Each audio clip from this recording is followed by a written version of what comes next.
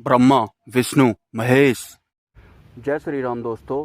बागेश्वर धाम सरकार की तरह पर्चा लिखने वाली सिद्धि के विषय में जो भी अतिरिक्त जानकारियां हैं वो मैं इस वीडियो में आपको बताने वाला हूं।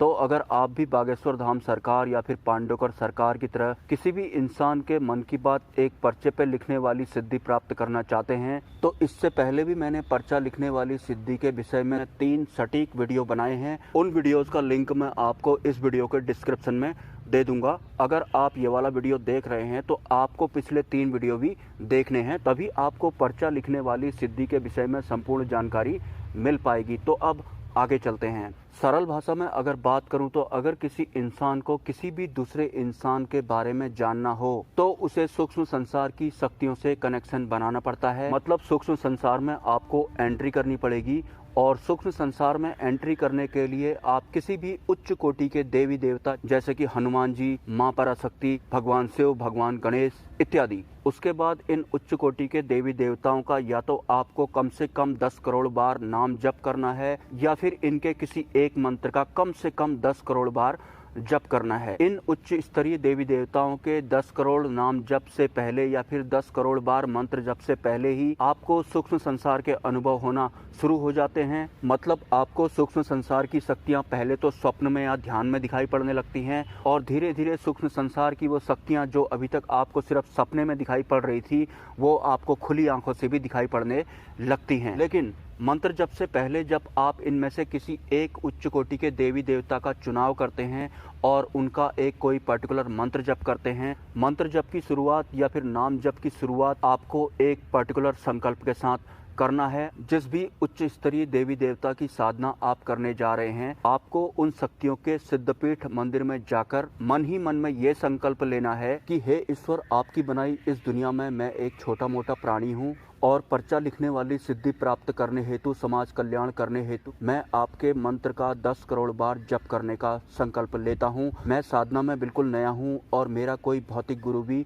नहीं है। अगर मुझसे साधना के बीच में कोई गलती हो जाती है तो आप मुझे क्षमा करें, और साधना के दौरान बुरी शक्तियों से मेरी रक्षा करें। एक उच्च स्तरीय देवी देवता के सिद्धपीठ मंदिर में यह संकल्प लेने के बाद आपको अपने घर में एक पर्टिकुलर स्थान का चुनाव करना है जहां पर ज़्यादा लोगों का आना जाना ना हो। उससे भी बड़ी बात, आपको अपनी साधना के बारे में किसी को भी नहीं बताना है, भले ही वो आपका परिवार का मेंबर ही क्यों ना हो, क्योंकि सूक्ष्म जगत को ईश्वर द्वारा ही गुप्त रखा गया है। तो पूर्ण रूप से सिद्धि प्राप्त होने से पहले आपको अपनी साधना का पब्लिकली बखान नहीं करना है, और भविष्य में होने वाली किसी घटना के बारे में आपको कोई भी जानकारी सूक्ष्म जगत द्वारा दी जाती है तो आपको डायरेक्ट उसको किसी को भी नहीं बताना है। हाँ, अगर इस दौरान आपको सूक्ष्म संसार की तरफ से संकेत मिलते हैं कि आपको जो भी जानकारी दी गई है आपको उसको पब्लिक को बताना है, तो आप बता सकते हैं। लेकिन साधक क्या गलती करते हैं, जैसे ही उन्हें भविष्य में होने वाली किसी घटना के बारे में पता लगता है तो वो तुरंत उसका बखान करने लगते हैं।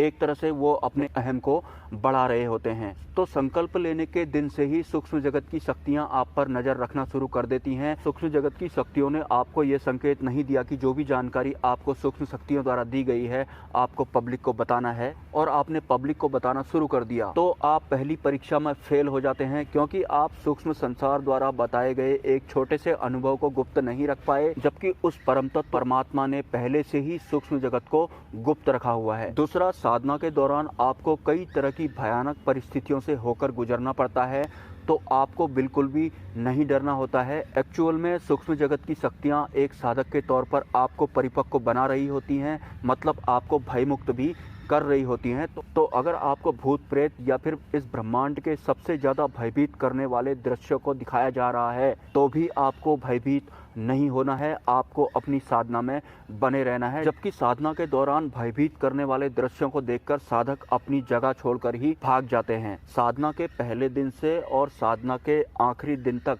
जिस दिन आपका 10 करोड़वां मंत्र जप रहेगा, उसी दौरान सूक्ष्म जगत की जो काली शक्तियां आपको दिखाई पड़ रही थी वो एक तरह से धीरे धीरे दिव्य पवित्र शक्तियों में कन्वर्ट हो जाती हैं। जैसे जैसे आप साधना में आगे बढ़ते हैं तो काली परछाइयां आपको कम और उच्च स्तरीय दिव्य शक्तियों के दर्शन होना आपको शुरू हो जाते हैं। और एक बात मैं आपको बताना चाहूँगा, जो सूक्ष्म संसार होता है या फिर जो ईश्वर होते हैं वो मंत्रों के अधीन काम करते हैं और मंत्र या इंसान के अधीन काम करते हैं।